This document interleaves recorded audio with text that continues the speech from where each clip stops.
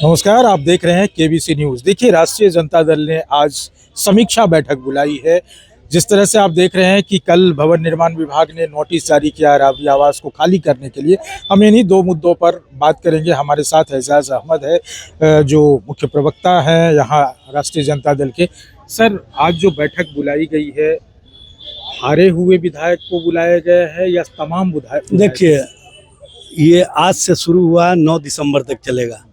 इसमें जितने भी हमारे प्रत्याशी रहे हैं सभी प्रत्याशियों को बुलाया गया है और प्रमंडल वाइज बुलाया जा रहा है। आज मगध प्रमंडल के साथी आए हैं और उसमें हम उन बातों की जानकारी लेंगे कि कैसे चुनाव आयोग के माध्यम से खेल हुआ, किस तरह से देश के इतिहास में पहली घटना है कि चलते हुए चुनाव के दौरान 3 लाख नए वोटर्स के नाम इनरोल्ड किए गए। जब आप 3 लाख वोटर्स को चुनाव चलते हुए में आचार संहिता का उल्लंघन करके चुनाव आयोग ही उसको इनरोल करता हो तो चुनाव कैसा चला है, चुनाव की प्रक्रिया किस तरह से हुई है, ये स्पष्ट रूप से दिखता है। मैं पूछना चाहता हूं मुख्य चुनाव आयुक्त से ही, उन्होंने स्वयं घोषणा किया था जब अधिसूचना जारी करने के दिन कि 7 करोड़ 42 लाख वोटर्स बिहार के भाग्य का फैसला करेंगे, और जब परिणाम घोषित हुआ तो उन्होंने कहा कि 7 करोड़ 45 लाख वोटर्स ने बिहार के भाग्य विधाता जो थे उन लोगों ने फैसला कर दिया।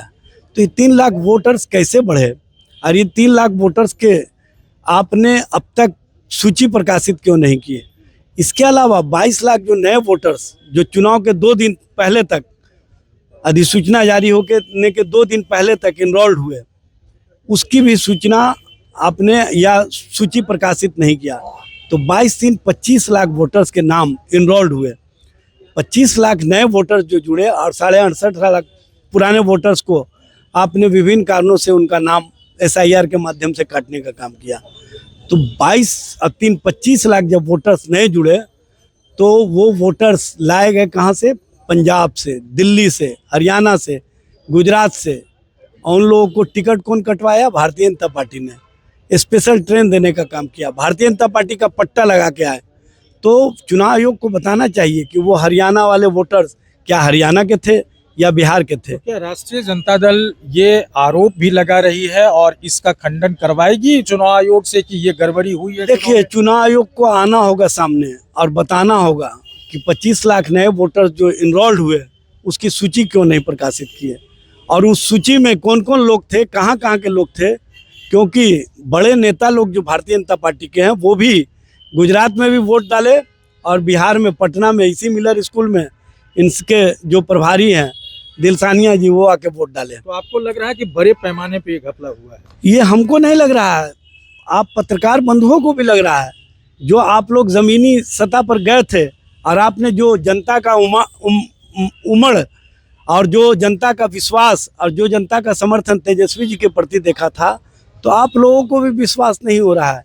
ये परिणाम से आप लोग भी आश्चर्यचकित हैं कि ये कैसे हो गया। देखिए, एक तो हार की बात है और करारी हार मिली है, लेकिन कल जिस तरह से भवन निर्माण विभाग की तरफ से राबड़ी देवी का आवास को हटाने की बात की जा रही है, उसको कैसे देख रहे हैं? देखिए, इसको इसी तरह से देखने की आवश्यकता है कि 2006 में श्रीमती राबड़ी देवी जी पूर्व मुख्यमंत्री की हैसियत से वो आवास आवंटित किए गए थे 10 सर्कुलर रोड, और 2006 से 2025 तक इन लोगों ने, जबकि NDA की सरकार चल रही है, कभी भी नोटिस नहीं दिया या कभी भी इस तरह की बदले की राजनीति नहीं की। लेकिन इस बार जिस तरह से तेजस्वी जी ने प्रधानमंत्री से लेकर के गृह मंत्री से लेकर के भाजपा के सारे नेताओं को नाको चने चबवाने का काम किया, उससे भाजपा बेचैन हो गई। क्या लग रहा है भाजपा की ये साजिश है? ये लग नहीं रहा है, आपको पता चल जाएगा कि किस तरह का खेल चल रहा है। भारतीय जनता पार्टी को पता है कि लालू प्रसाद जी, तेजस्वी जी के रहते हुए हमारी राजनीति जो सांप्रदायिक नीति है, जो नफरत वाली नीति है, वो बिहार में नहीं चल सकती है। इसीलिए ये इस तरह के परेशानी में, इस तरह की कठिनाइयों में, इस तरह के झंझावत में डालना चाहते हैं। ये नीतीश का आदेश नहीं है, ये आदेश उनका है जो केंद्र की सत्ता से बिहार कंट्रोल हो रहा है, और बताने की आवश्यकता नहीं है बिहार में किस किस तरह का खेल हुआ। बिहार में होटल में बैठ करके जो CCTV के जितने कैमरे थे सबको अखबार के पन्नों से छिपा दिया गया, और किस तरह का खेल हुआ ये बताने की आवश्यकता नहीं है। सब सच्चाई सामने आ जाएगा और सच्चाई छुप नहीं सकती बनावट के उसूलों से। सच आना है और सच्चाई से सामना करना होगा चुनाव आयोग को भी और भाजपा को भी।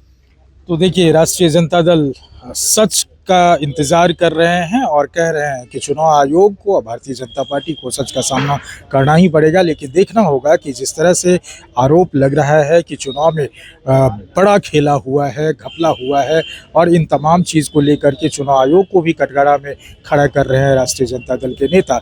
और जिस तरह से राबड़ी देवी का आवास खाली कराने का निर्देश दिया गया है, इन तमाम मुद्दों पर हमने बात किया है एजाज अहमद से, और आपने सुना कि अब उनकी नीति क्या होगी। आज बैठक भी चल रही है जो मगध प्रमंडल है प्रमंडल की, और जितने भी विधायक हैं उसमें समीक्षा हो रही है कि हम चुनाव हारे या हमारे प्रत्याशी अगर उस जगह हारे तो किस तरह से हारे, और इसको लेकर के हमें आगे काम क्या करना चाहिए। Amlesh Anand, KBC news, Patna. Real diamond सच्चा गहना बनेगी दुल्हन मेरी बहना। कल्याण ज्वेलर्स लेकर आया। पहने मम्मी पहने बहना, गोल्ड हो या डायमंड, वेडिंग कलेक्शन हो या पार्टी कलेक्शन, कल्याण ज्वेलर्स जैसा कोई नहीं। डिजाइनों का जबरदस्त कलेक्शन। कल्याण ज्वेलर्स शोरूम मिर्चाई बाड़ी कटिहार। अब वसूल होगा आपका पूरा पैसा। नहीं है कोई कल्याण ज्वेलर्स जैसा।